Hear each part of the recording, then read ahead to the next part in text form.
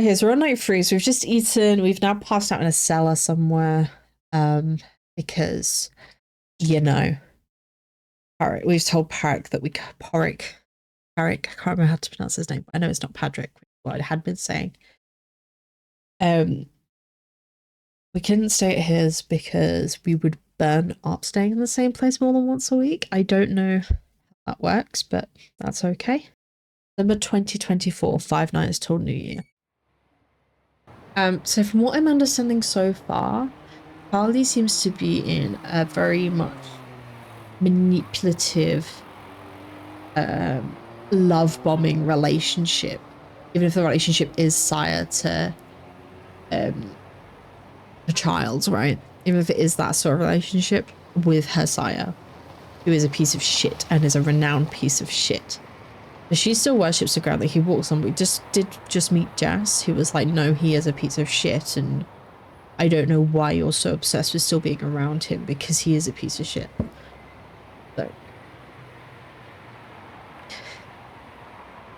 I'm trying to understand Parik at the moment. Is my big one. So Baxwell gave me one of his old hoodies, which is great, because he's like, I'm too big for it now, it doesn't fit me. And like I'm quite chunky. I have a bit of a belly. It's whatever. It's fine. I don't mind. But it's not even like it's tight on my belly. So like Baxwell is like, I wear medium in men's clothes, and Baxwell wears XL, I think, or large. Has gone up to an XL. And this is so tight on me, like around the neck exclusively. Like I feel like I'm choking when I wear it. Like it's like the seams don't sit properly. Maybe it's because I've got boobs, but you know. It's painfully obvious Parik never believed I'd actually turn up for the meeting. I catch him off guard in front of his haven. He leans against the door, absent-mindedly and yet anxiously spinning his ring while scanning his surroundings. Sounds like the titties. I think it's the titties too. You know what? Baxwell was helping me out of my clothes last night, because obviously I'm a cripple. And he lifted up the jumper I was wearing. I like lifted my boobs with it, and then like my boobs just dropped, and it hurt so bad. I cannot express how much it hurts when your tits just get dropped from a fucking height.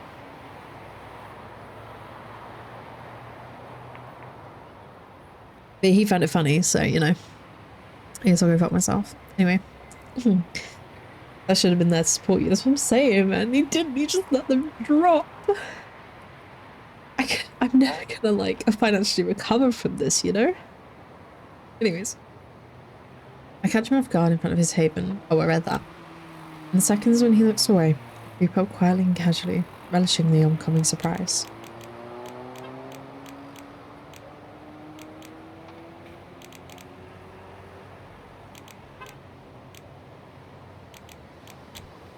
You look so distant, so I can hardly see you from here.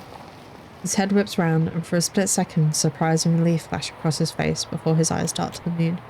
Punctuality's not your strong suit, I take it. Unforgivable. That's what I'm saying, man. Like, these bad boys are heavy. They're heavy. I generally think they probably are about like 2 kilograms each. Give and take, like, a couple of grams.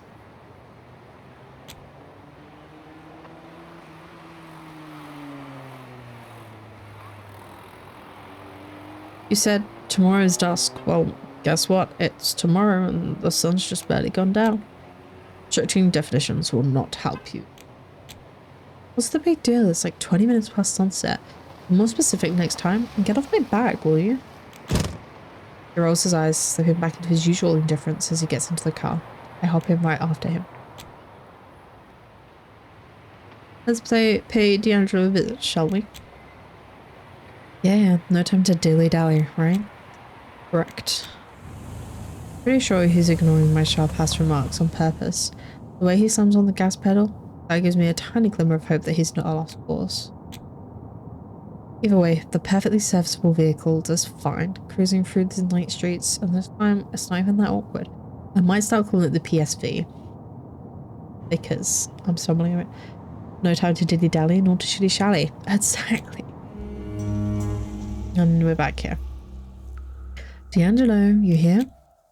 The shithole he calls an office looks just the way I left it 2 nights ago. Except for some new pins on the corkboard where he charts is crazy. A trapdoor flung wide open, probably leading down to wherever he hides out during the day. Maybe he should give it a minute. He won't keep us waiting too long.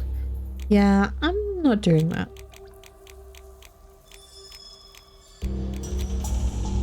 D'Angelo, it's Callie and Patty. It's Pat. Kind of feels like we're in a crime-fighting duo, doesn't it?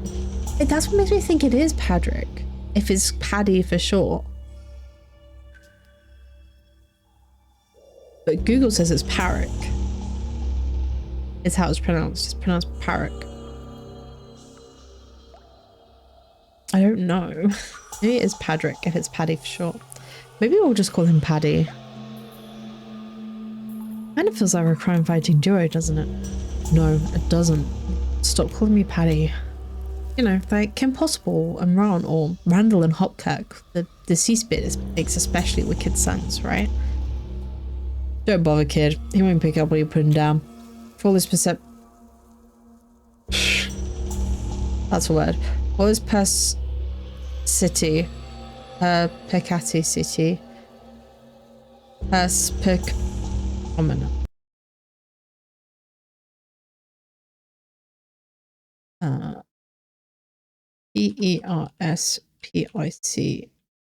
city. Pronounced. Perspicacity. Perspicacity. Which is the capacity to assess situations or circumstances shrewdly and to draw sound conclusions. So sound judgment. For all his sound judgment, he's surprisingly lacking imagination. D'Angelo squints at me as he emerges from beneath the floor. Tell me about it. As D'Angelo turns to Paddy, I catch a hint of a smirk tugging at the corner of his mouth. Gianni. Paddy, looks like you're still losing your head, and not literally, huh? Indeed, the sheriff is yet to relieve me of my cranial burden. Worry not, there is still some time until the new year. We might yet win that little bet of ours. I probably shouldn't pry, given the fact that my own neck is on the line here, but, I mean, there's a treasure trove of a relationship to dig into here.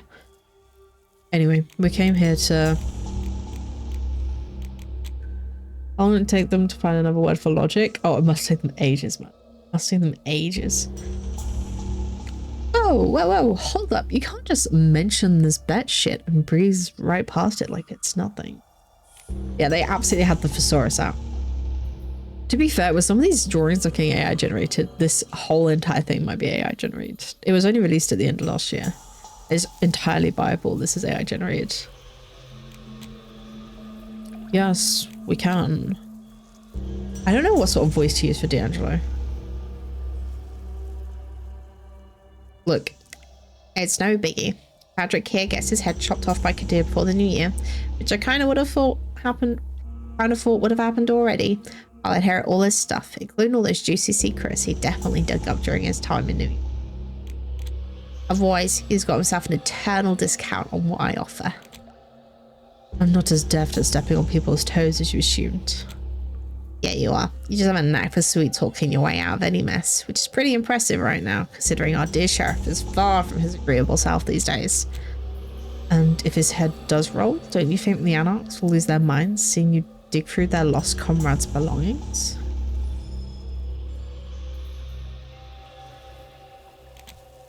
A short moment of silent contemplation is my answer. I'd love to have a catch-up with you, Gianni, but we did have an agenda walking in here. A glimmer of light flickers in D'Angelo's shades as he turns towards me. I hate to break it to you, but if you're here for intel on Casal, you're out of luck. No new leads since we last talked. It concerns Casal, broadly speaking, though he's not exactly the crux of our conversation right now. Sweet lord. The thing is, there's also like a load of like English slang in this, but it was written, but it's in America, it's in New York. Obviously, Reckoning of New York. I don't really know. Eli Sansrick. Where can we find him, Gianni? D'Angelo narrows his eyes, squinting at me suspiciously, and fiddles with his e-stick. I want a fag so bad. I'm reading a book at the moment, and the main character's a smoker. Ooh, it's so shit, man. It's so shit. Serpent, what's your angle? What are you after? He's like the only one of Renard's contacts that doesn't seem to fucking despise him.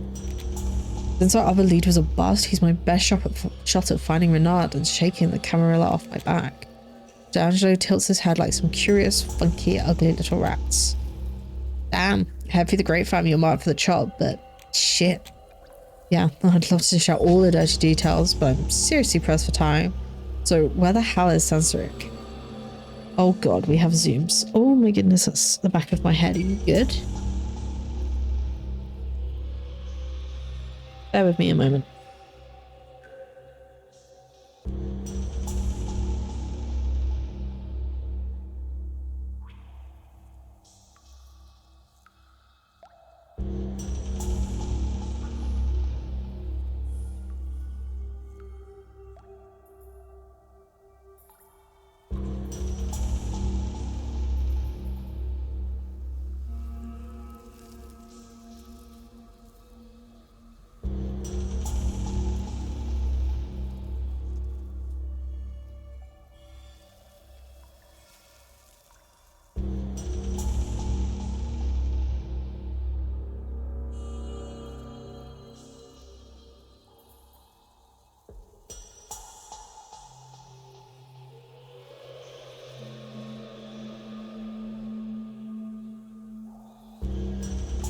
Trying to climb on a box in the way, but the box kept falling over, so I just had to pick her up and put her on. Honestly, your guess is as good as mine. D'Angelo takes a long drag of his e-cig as if he's really trying to save the flavour. I wonder if he actually makes an effort to kickstart his taste buds, or if it's just part of his usual act. Sansarik and his serpents have gone from Harlem, and nobody really knows why. I've got theories, but they're just that, so you're just itching to tell me, right? I flash him a dazzling smile, but he just scowls in return. He takes one more drag to regain his noir composure. What was that old line? Water under the bridge? I gave him a curious glance. His answer was just a touch too quick and out there, if he suddenly got nervous. But D'Angelo speaks up before I can probe any further. Look, I've been doing you dirty, throwing you half-baked hints your way. Check out Sansarik's usual hangouts. St. Philip's and the vicinity of Morningside Park are your best bets. They're not far from each other. You might just dig something up there.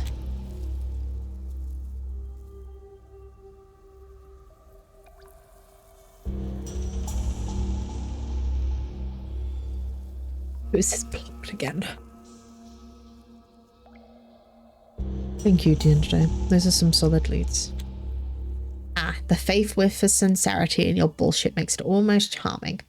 I know you're not quite the Glengarry leads you're after, but hey, on these nights, beggars can't be choosers. So, is this intel going to cost me the usual 2 blood bags? You keep your stash, kiddo. Just clue me in on where Sansarik's hiding once you sniff him out, and we're square. His ugly mouth suddenly goes serious. He straightens up and steps closer, eyeing both Paddy and me intensely. Last time I warned you that shit's gonna hit the fan soon, but that's old news already. It's way worse now. You can feel it, can't you? I nod almost instinctively, catching Patrick doing the same. I'm bailing earlier than planned, and I strongly advise you to consider doing the same. I won't sugarcoat it. I could use a lift, and you could use some level-headed advice on the road. He looks genuinely terrified. Paddy and I still exchange looks before shaking our heads. I can't, not just yet. Things are heated, I understand. But at the moment, Callie cannot leave, and I have been saddled with helping her in a way I can only describe as non-negotiable. D'Angelo sighs something visibly and waves his hand dismissively. In that case, just keep your eyes peeled for trouble, alright? Yeah, you too, pal. Until next time, D'Angelo, hopefully under a brighter moon. I'm almost at the door when I hear his response, barely louder than a breath. Bright nights are all gone. Nightmares. I should write that down. Patrick and...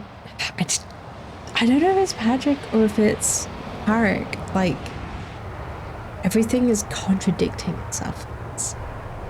And I come to a stop in front of the PSV. We should.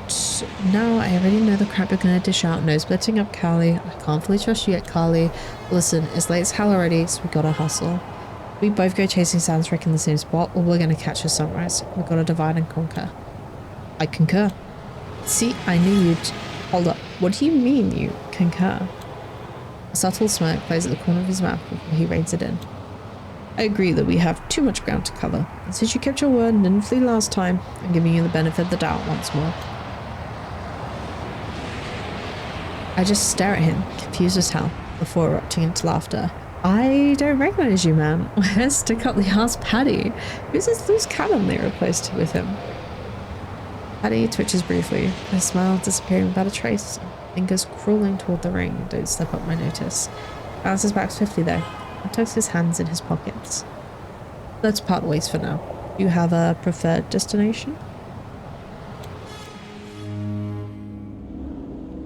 Goodness, I'm just trying to breathe, man. I want to do more of these story-based games, but I need to stop doing them when I have a cold.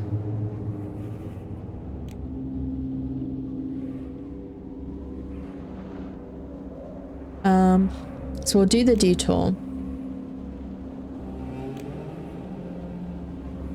I've got to choose between the Morningside Park and the church. We'll do this one. I actually love rushing things. I'm pretty slick at handling stuff on the fly. Sure, things can go off the rails, but I've usually got a quick fix up my sleeve. Shite. When someone else is calling the shots when things go south, absolutely drives me up the wall. Hang on, we need to stop. There's always when accidents happen and mistakes are made. The kind of mess I have no fix for. The kind I really can't afford right now. For the love of... But really, I'm more disappointed than surprised when suddenly there's a soft bang and Paddy's PSV starts wobbling and swerves hard to the right. Sparks flying out from under a flat tire. No shit, Sherlock. I grin at him mockingly. Not so perfectly serviceable now, is it? Outrage flashes in his eyes. It's not the car's fault someone left nails on the godforsaken street. Besides, changing tires is a trivial matter. Yeah, so do you have a spare or what? Paddy shoots me a disappointed look. Of course I have a spare. It's only sensible when... Right, of course, Mr. Perfection, thank you, old paragon of good sense. Sure. I don't even know why I asked. Right, so you do what you gotta do. I'm gonna go straight for Alex. Hold on, I don't think... Oh, but I do. See ya. And I'm off before he can start truly protesting. I know he won't leave his precious baby all broken down and vulnerable on the side of the road just to chase after little old me. Plus, he knows I'm not gonna bail. There's little point to it now anyway. Now then, anything interesting to do around here? As it turns out, there is. Well, I suppose that depends on your idea of interesting. There's some guy standing in front of a small crowd, yelling and flailing his arms around. A performance? Sure, I'll bite. Group closer to take a look.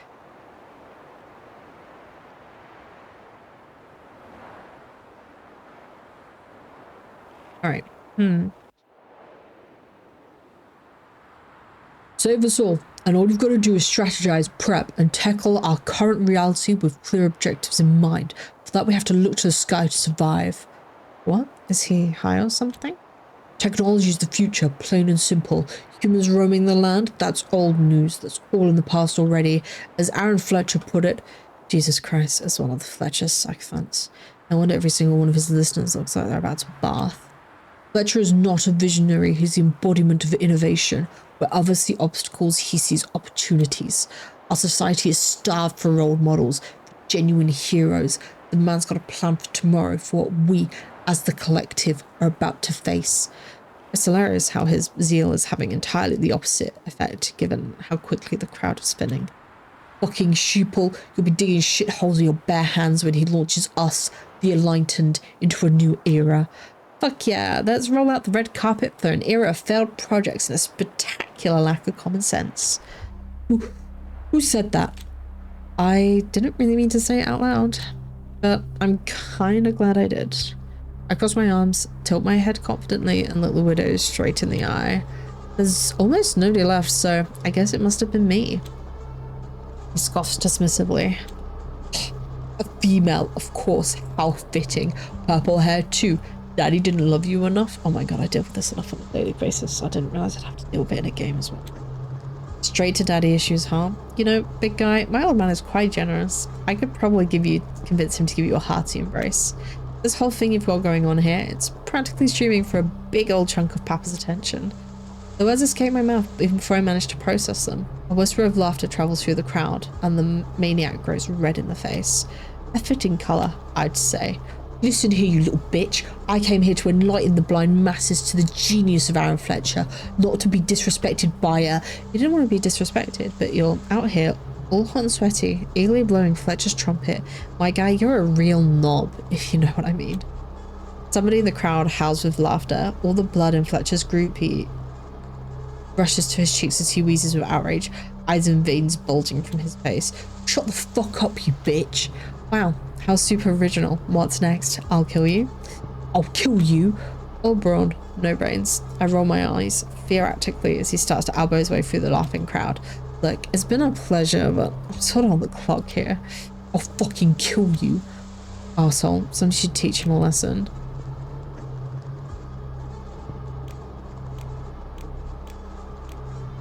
Watch me try that.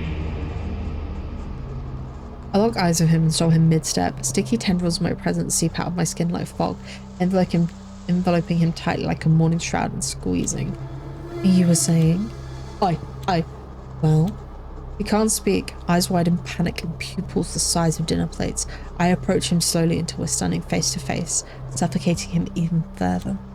A little piece of advice, boy. If you threaten somebody, make sure you can back it up. Otherwise, it's just embarrassing.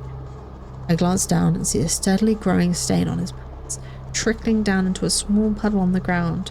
I smirk and look into his eyes. Or humiliating. Or both.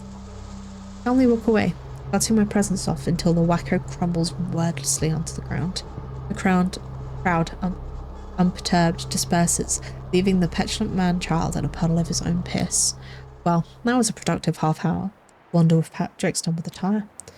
When I finally return to the nearly perfectly serviceable vehicle, Patrick is so visibly annoyed that he's one stroll away from stomping his foot. I know he's too well-mannered for that, but he crosses his arms and scowls at me. How nice of you to finally join me again. You wouldn't believe what just gives me a...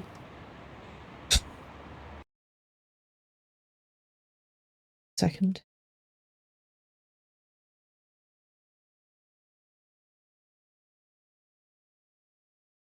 Beleaguered. A beleaguered look. Fine. No stories for you, buzzkill. Come on, let's go. Lose a weight, I hope.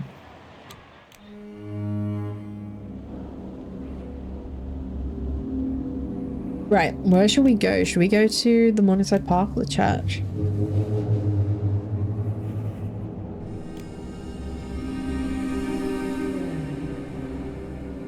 I wonder if we go to the church.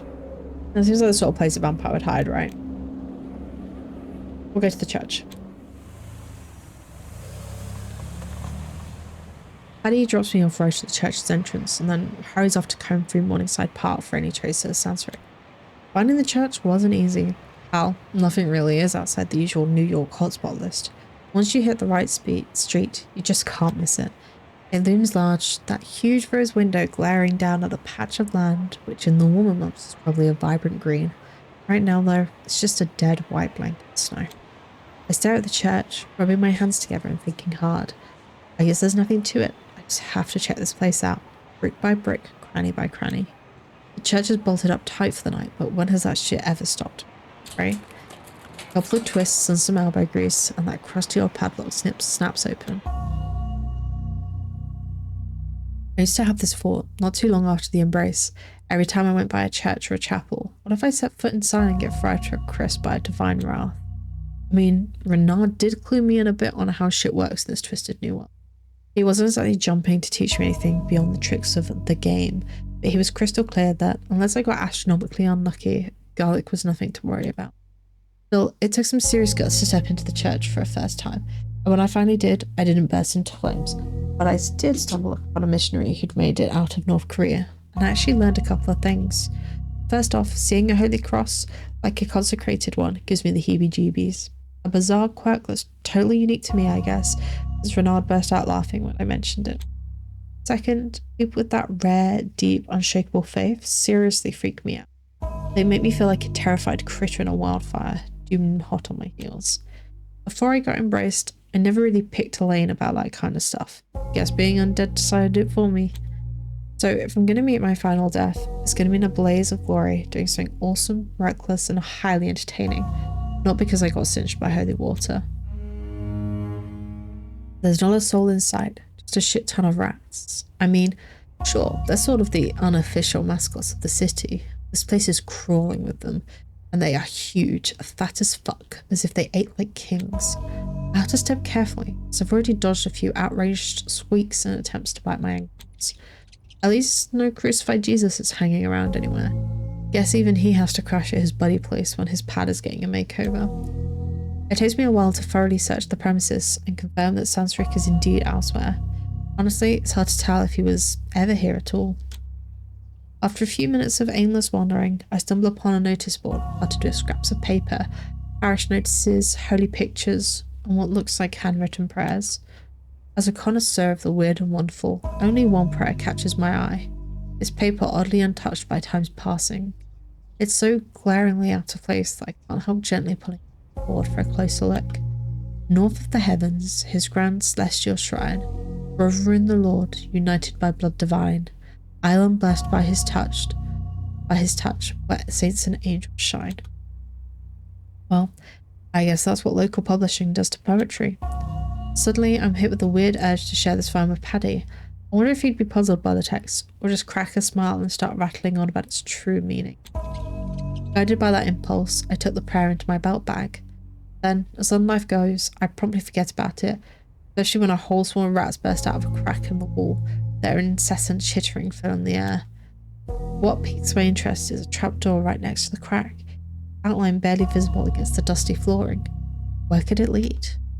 There's a sudden itch to get to the bottom of it, literally and figuratively. I have to. I need to find out. Explore the unknown, the perilous, the hidden. Overwhelmed by a fierce curiosity, I scramble on my hands and knees like an animal, groping around the trapdoor for any handle, lock, or leverage point I can find. Sure enough, there's a small handle, but no lock. Just a narrow slit where the trapdoor doesn't quite fit right. I shove my fingers into the slit and find out it's been bolted shut from the inside. The question of how someone locked it barely registers. The bitter taste of disappointment and frustration floods my mouth.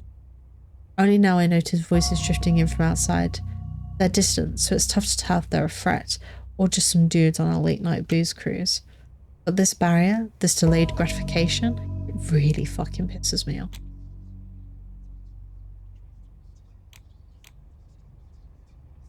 Ooh. Before I can suppress the feral urge, I find myself snarling like a beast, tearing the door apart in a fit of uncontrollable rage. It yields to my unnatural strength as easy as soggy cardboard, and soon I've got enough grip to just rip the trapdoor off its hinges and fling it aside without a second thought. I look into the yawning darkness beneath. Perhaps it leads to the crypts or some other intriguing parts of the church. Not that it really matters.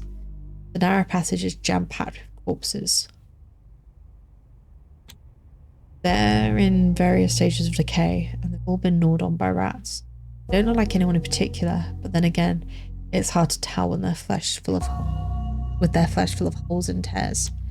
Some of them may have been bitten by a fellow kindred, with what looks like puncture wounds on their necks.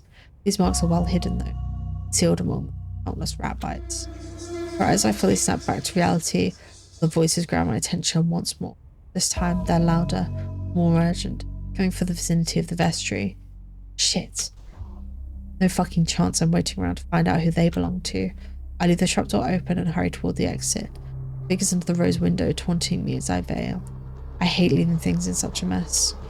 I didn't find much in the way of clues, but I have to do. I leisurely approach the meeting spot just in time for Paddy to pull over, so I gracefully get into the car, closing the door behind me. Fingers crossed he snagged a better lead than I did. So, any updates on your end? Sans Frisk wasn't chilling in the park, was he? No luck there, unfortunately. a dead end. I noticed a slight twitch in his right eyebrow. Is he pissed about wasting time on nothing? Or is it about something else? How about you? Did you find anything at the church? I don't know what this means. It's obviously I've done something. I assume it's like me being in myself known places. But I don't know what that actually means. No, not really. Unless Sansric turned into a rat, then yeah, there were tons of little Sansricks running around. Could you be more specific? Yeah, there's a real shit show down there. Someone's dumped a whole bunch of bodies into the crypt. I would have checked the bodies for some ID, but these sketchy types were hovering around the church. Didn't stick around long enough to see if they were on the hunt. I see. That's a level of reasoning I wouldn't have expected from you, to be blunt. Still, it's a welcome surprise, despite how poorly your investigation turned out. Was there anything of note other than rats? Oh, now that you bring it up, I pull out the handwritten prayer I found on the notice board. Check out this prayer here. I figure he'll skim it while multitasking, but nope. Paddy immediately pulls over before he even touches the note. Safety first, huh? What a guy. What do you make of it? Not sure. It just caught my eye. A clean piece of paper among raggedy scraps. Paddy reads it through it carefully a few times. I could swear I see a light bulb go off above his head. I reckon you were onto something, Carly. Here, pay attention to the first words of each line. I lean in closer. North Brother Island. Huh. Interesting. It's one of those islands in the East River, a fairly bleak spot, which fits the ministry to a T when you think about it. Both sit in silence for a moment as he absently spins his ring, looking downright miserable. So, this is our best shot, I guess. Sure seems that way. Better step on it. We don't have much time before sunrise. How's the vampire game? It's good. It's really good. I've bumped into a bunch of stuff. I've upset a lot of people, I think, because this is now an angry red color. So I'm assuming I've done something to upset somebody.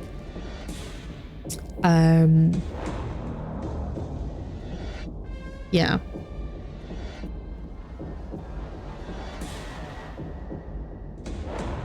Yeah, so I'm pretty sure because you can turn off like hunters finding you. So you can turn off you needing to feed and you can turn off hunters needing to find you. This is obviously needing to feed, so I'm assuming this is hunters. So I'm assuming I've made a bit too much noise now and the hunters are looking for me because they know there's a vampire kicking around.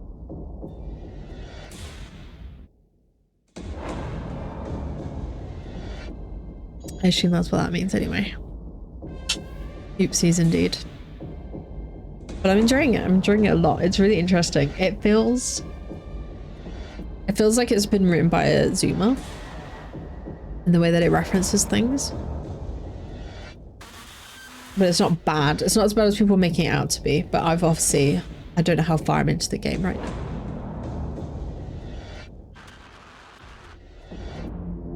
But yeah, so we've just been into a church, broke in, made a bunch of noise and found a bunch of corpses. But we're not really worried about the corpses apparently, so who knows.